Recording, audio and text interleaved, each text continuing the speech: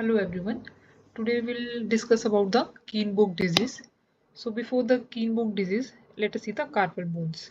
So this is the radius, and on the medial side this is the ulna.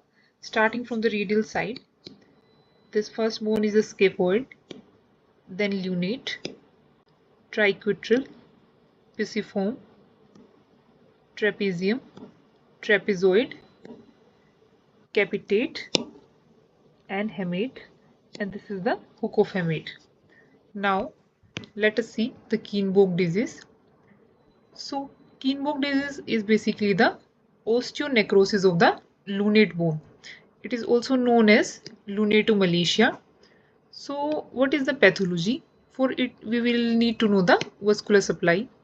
In 70% of patients, the volar surface is supplied by branches from the anterior introitious artery and branches from the palmar intercarpal arch.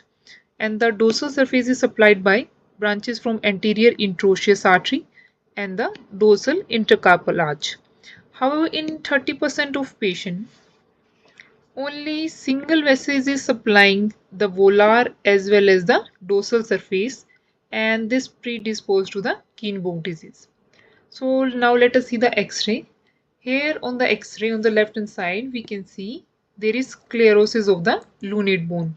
So on the X-ray, besides sclerosis, we can see the flattening of the lunate, its fragmentation, or secondary degenerative changes. For the classification, usually we use the Lichtman classification. For learning the Lichtman classification, we first need to see what is the radioscaphoid angle. So, in the radioscaphoid angle, we drew two lines. The first line is drawn tangent to the volar surface of the scaphoid bone, and the second line will be drawn through center of the distal radius.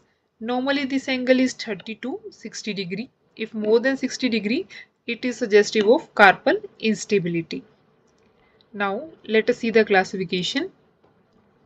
In stage 1, here we will see in the stage 1 we will see the normal radiograph. In stage 2 there will be sclerosis. In stage 3A there will be collapse and the radioscaphoid angle that will be less than 60 degree. In stage 3B there is carpal instability where the radioscaphoid angle that we discussed, it will be more than 60 degree. And in 3C there will be lunate fracture, and in finally stage 4 there will be degenerative changes. So this is all about Kienbock disease.